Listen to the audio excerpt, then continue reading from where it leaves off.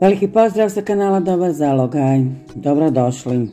Danas pravimo još jedno brzo, jednostavno i fino jelo, a osnovna namirnica je stari hljeb kojeg u ovim danima kada je hrana zaista skupa treba da iskoristimo do zadnje mrvice.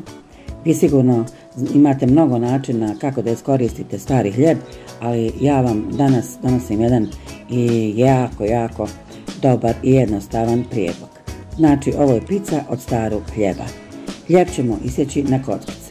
Ja sam koristila otprilike neke 300 grama starog hljeba, a vi prilagodite količine koje imate. Nasula sam oko 2,5 decilitra vode, pola decilitra maslinovog ulja, posolila, pobiberila po ukusu, to je bilo negdje oko pola čajne kašičice, i stavila sam malo bosiljka tako da malo aromatiziramo hljeb. Sad sam to promučkala i prelila smjesu. Ova tekućina treba da stoji nekih 10 minuta kako bi hljeb omekšao. Ostavit ćemo zdjelu sa prelivenim hljebom sa strane. U međuvremenu ćemo napraviti sos za premazivanje. Ja sam koristila 2 decilitra sos paradajza, malo sam posolila i stavila sam mrvicu šećera, jednu kašiku maslinovog ulja i origana.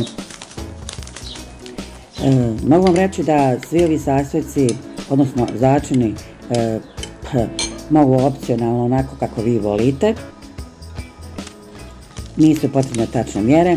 I nakon nekih 10 minuta, nakon što je hljeb omekšao, dodala sam jednu kesicu oko 40 grama ribanog parmezana i sve sam to izmiješala tako da sam dobila ovu finu mekanu, moglo bi se reći gnjecavu smjesu.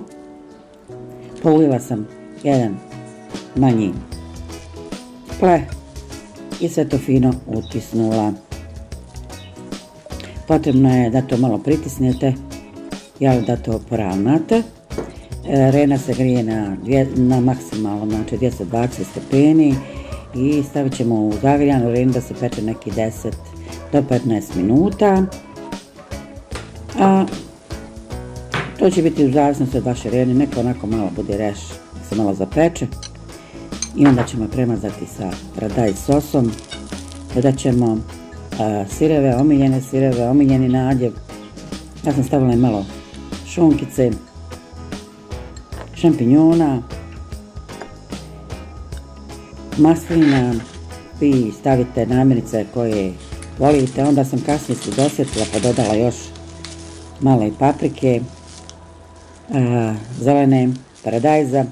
Znači, nakon nekih 5 minuta što se peklo u reni, izvadila sam pa sam još ponovo posula odozgo dosta parmezana i onda ostalo da se to peče, to je nekih 10 do 15 minuta. I vjerujte da je ovo jelo, to jest ova, nazovimo je pizza, tako dobrog okusa. I ne zaboravite, ako ste prvi put na kanalu, pretplatite se, ako vam se recept sviđa, ostavite like, komentar i dođite nam opet da zajedno pravimo neko fino domaće jelo. Hvala što ste gledali i lijep pozdrav!